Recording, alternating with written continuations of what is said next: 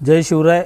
राजे शिवछत्रपती प्रतिष्ठान संस्थापकाध्यक्ष बाबू ओपाटे यांच्या मार्गदर्शनाखाली दरवर्षी आपण जी उत्तर पुणे जिल्ह्यातील तिथीनुसार सर्वात मोठी शिवजयंती नारायणगाव या ठिकाणी साजरी करतो, त्या शिवजयंतीच्या निमित्तानं राजे शिवछत्रपती प्रतिष्ठानच्या वतीने नारायणगाव या ठिकाणी आपण शिवाजी महाराजांच्या काळातील शिवकालीन जी शस्त्र वापरली जायची ती शस्त्र आणि त्या काळातली जी जुनी नाणी आणि जे काही गोष्टी पुरातत्व त्या काळातली होती त्याचं प्रदर्शन आपण या ठिकाणी ठेवलेलं आहे.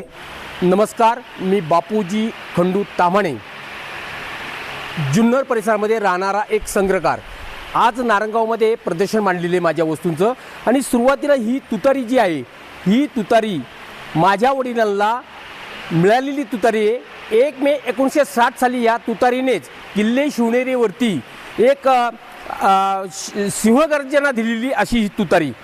त्याच्यानंतर हा जो काही भांड्यांचा संग्रह आहे हा आजपासून 2200 वर्ष पूर्ण झालेले.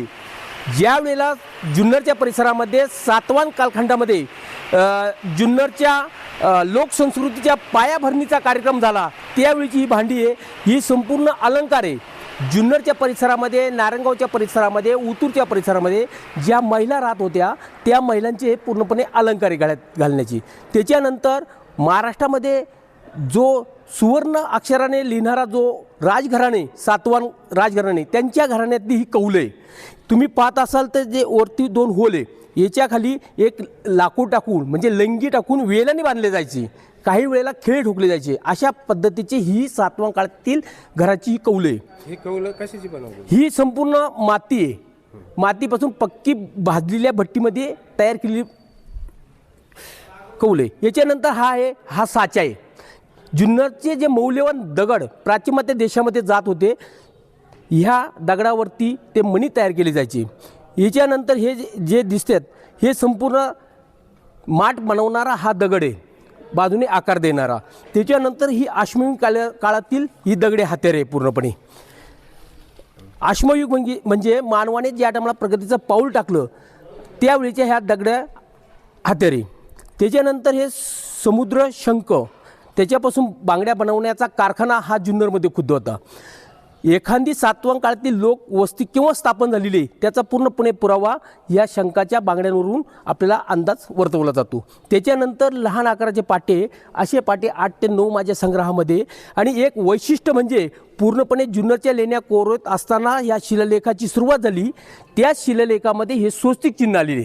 महाराष्ट्रामध्ये असे पाटे किंचित पाहायला मिळतात, तुरळक.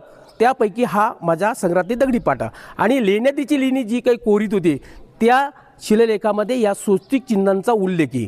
स्वस्तिक 2 प्रकारचे स्वस्तिक आहे, डावं स्वस्तिक आणि उजवं स्वस्तिक. त्याच्यानंतर हे रोमन संस्कृतीचं जाते. आपल्या महाराष्ट्रामध्ये, भारतामध्ये ज्या टायमाला सातवाहन काळामध्ये की जाते अस्तित्वात नव्हतं, दगडी आणि पाटा, रातभर धान्य भिजत घालून त्याच्यापासून रोड बनवले जायचे. त्या महिलांना तस्तीचं काम होत होतं, म्हणून रोमन संस्कृतीच्या लोकांनी हे अशा पद्धतीचं जातं जुन्नरमध्ये प्रथम आणलेले. त्यापैकी हे आज अस्तित्व असलेलं जातं, आजही हे जातं पूर्णपणे चांगल्या स्थितीत आजही चाललं जातं. आणि याला 2 महिला समोर बसून हे जातं धान्य दळलं जातं. आणि ह्याच जात्यावरती माझ्या मुलीच्या लग्नाची हळद मी दळलेली. आत्तापर्यंत अशा जात्यावरती हळद दळणारा एकमेव मी. त्याच्यानंतर हे सातवाहन काळामध्ये ह्या मोठमोठ्या विटा घराच्या, जे राजघराणे राहत होती लोक, त्यांच्या घराण्यातल्या ह्या विटा आहे. ह्या लहान विटा कशासाठी? ज्या टायमाला विहीर किंवा रिंग विहीर बनवली जायची त्या टायमाला अशा विटांचं बांधकाम केलं जायचं. त्याच्यानंतर हे तुम्ही पाहत असाल तर हा पूर्णपणे रोमन मध्यकुंभ अशा प्रकारचा असायचा. रोममधून जी वाईन आपल्या महाराष्ट्रामध्ये किंवा जुन्नरच्या परिसरामध्ये यायची त्यापैकी हा रोमन मध्यकुंभ. आणि अशा पद्धतीचे रोमन मध्यकुंभ समुद्रामध्ये सुद्धा उपलब्ध झालेली. त्याच्यानंतर ह्या मोठमोठ्या विटा आहे. आणि हे भाजलेल्या विटांचे लहान तुकडे पाण्यावरती तरंगणारे, अशा पद्धतीचे अवशेष तुम्हाला तेरला पाहायला मिळेल. आणि ही संपूर्ण जी भांडी आहे, ही संपूर्ण भांडी सातवाहन कालखंडातील भांडी आहे पूर्णपणे. अखंड जुन्नरच्या परिसरामध्ये जी उपलब्ध झालेली आहे ती माझ्या संग्रहात ठेवलेली आहे. लहान जरी भांडी जरी असली तरी ती अतिशय महत्त्वपूर्ण आहे. लहान मुलाच्या खेळण्यातील हत्ती, घोडा, पुन्हा कुत्रा आहे, घोडा आहे, अशा पद्धतीचं हे लहान मुलाची खेळणी. नागनिकाच्या राणीच्या नाण्यावरती जो काही हे दाखवलेला घोडा पण ह्या टेराकोटा प्रमाणात दाखवलेले आहे. त्याच्यानंतर हे मातृदेवता आहे. सातवाहन राजघराण्याच्या घरामध्ये मातृदेवता आजही आपल्या मातेला खूप मानस्थान असल्यामुळं त्यावेळेच्या लोकांनी सुद्धा मातृदेवता ही आपल्या घरामध्ये स्थापन केली होती. हे फुटलेले, हे जरी फुटलेलं जरी भांडं जरी असलं तरी जुन्नरच्या परिसराचं एक मूळ अक्षर म्हणून ओळखलं जातं, वर्णमाला. हे भांडं किती मोठं असू शकतं हे ते पुरातत्व खात्यातली मंडळी, तज्ज्ञ मंडळी जाणू शकतात. त्याच्यानंतर ही लहान प्रकारची ही पूर्णपणे भांडी आहे आणि ही संपूर्ण भांडी सातवाहन काळातली ओळखली म्हणून जातात. हे संपूर्ण अखंड स्थितीत दाखवलेले असं. आणि PhD करणाऱ्या विद्यार्थ्यांना किंवा तज्ज्ञ मंडळी किंवा महाविद्यालय कॉलेजमधले जे प्राध्यापक आहे त्यांना हा संग्रह पाहिल्यानंतर आपल्या शिक्षणामध्ये एक मोलाचं भर पडू शकतं. त्याच्यानंतर हे आपण पाहतो जसं हडप्पा संस्कृती, लोथड संस्कृतीमध्ये लहान मुलाच्या खेळण्याची चाकं पाहायला मिळाली.